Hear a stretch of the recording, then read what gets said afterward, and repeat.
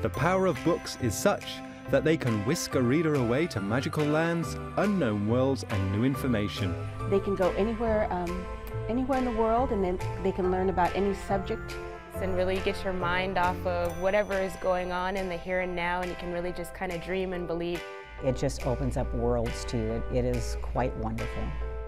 But in our modern world, reading is also a necessity. Students who fall behind in reading often stay behind in academics and are in danger of dropping out. Children learn how to read in the grades 1 through 3. By the time they are in the 4th grade, they are now reading to learn rather than learning to read. And if they're behind at that stage, it's very difficult for them to catch up. So who's the author here?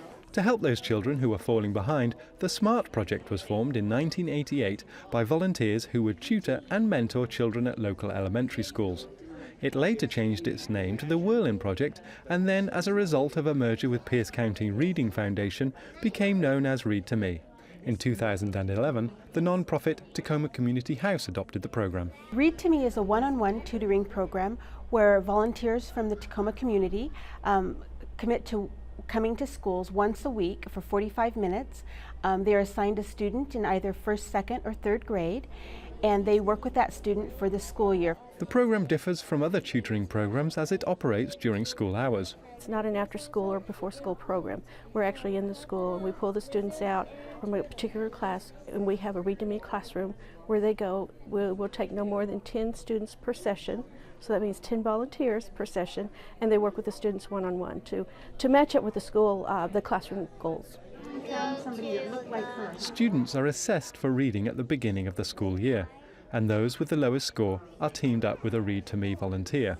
But does being singled out for a Read2Me program hold any stigma for the students? No.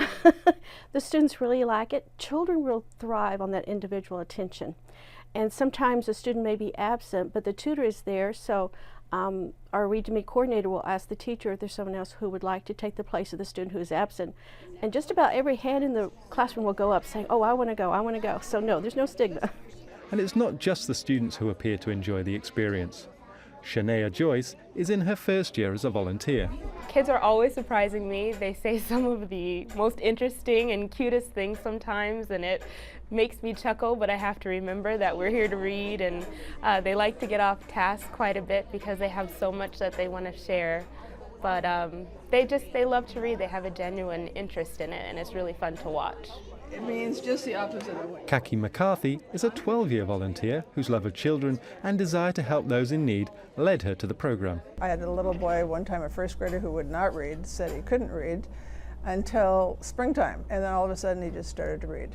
So, and then he wouldn't stop. Looks like an iguana sort of. I see myself as sort of just a helpmate for them. You know, encouragement, positive reinforcement, that sort of thing. I'm not a teacher. Sharon Glenn has been with the program almost since its inception. A volunteer for 23 years, she has never missed a school year. It's more fun for you than it probably is for the children, but the children always love seeing you come here every week. A lot of the children don't have consistency in their lives, so having someone commit to being here most weeks, not every week, but most weeks, they love having someone come here and being just with them. The Read2Me program currently runs in both McCarver and Roosevelt Elementary, serving over 115 students and about 100 volunteers. The program will soon extend into Man and Manitou Park Elementary, and with this expansion comes a need for more volunteers.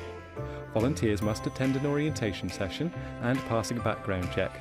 You don't need to be a reading specialist or have any other reading qualifications, but you must be reliable. We ask the volunteers to commit to 1 tutoring session a week for the remainder of the school year. Each session is 45 minutes. The time commitment may be minimal, but the rewards for both volunteer and child can last a lifetime. You can make a difference. These children really want to learn, and all it takes is one adult willing to give 1 hour a week.